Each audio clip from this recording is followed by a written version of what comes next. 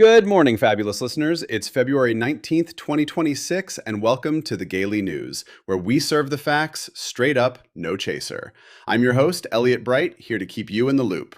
Today, we're unpacking federal LGBTQ plus workers' lawsuits against Trump's petty bans, tracking Colorado's trimmed-down trans youth bill, dissecting Dems' game plan for trans rights in the midterms, spotlighting the DOJ's probe into Michigan schools over queer lessons, and surveying the global LGBTQ plus landscape for the year ahead. Let's get into it.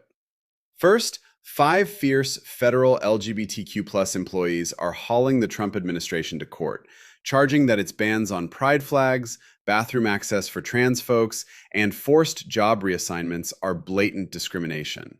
Filed yesterday, February 18th, in D.C. federal court by Lambda Legal, the suit spotlights cases like a trans woman denied restroom use at the EPA and a gay man yanked from his role at the VA for being too visible. As the 19th reports, plaintiffs argue these moves violate equal protection and free speech, especially after Trump yanked rainbows from national parks. With the ACLU backing similar fights, this is a bold stand against erasure, because apparently some need a judge to explain that rainbows aren't optional.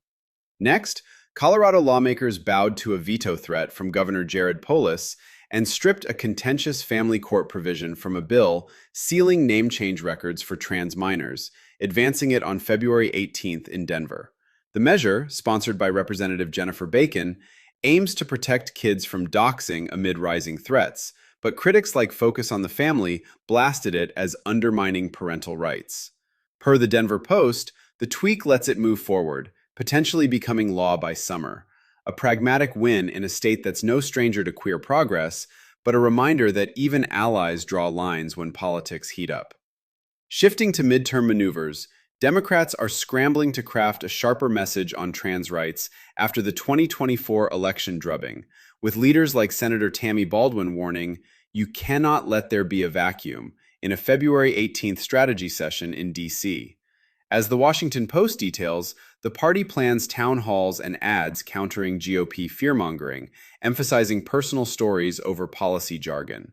With over 500 anti-trans bills already filed this session, per the ACLU, this pivot could rally voters. But let's see if they finally learn to fight fire with facts instead of fumbling the ball. On the education front, the Department of Justice is digging into 3 Michigan school districts, Lansing, Ann Arbor, and Farmington, for allegedly violating civil rights with LGBTQ plus inclusive lessons and policies, as revealed in a February 18th letter from the DOJ's Civil Rights Division. Sparked by parent complaints about indoctrination, the probe examines books on queer history and anti-bullying programs. WNEM reports local advocates calling it a witch hunt, while districts vow cooperation. In a swing state like Michigan, this could fuel more backlash, or force a reckoning on why teaching tolerance is suddenly controversial.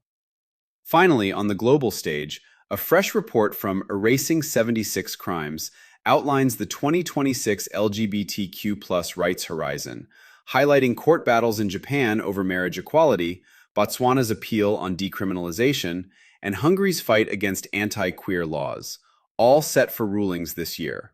Released February 17th, it warns of setbacks in Uganda post-election and gains in Taiwan with adoption reforms.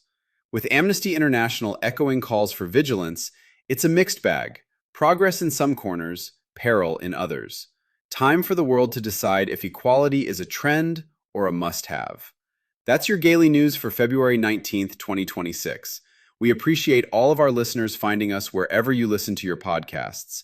We are now available on all major podcast sources, and most recently on Pandora Podcasts as well. Remember to like and follow. Keep pushing boundaries, darlings. Stay fabulous, stay fighting. This is Elliot Bright, signing off.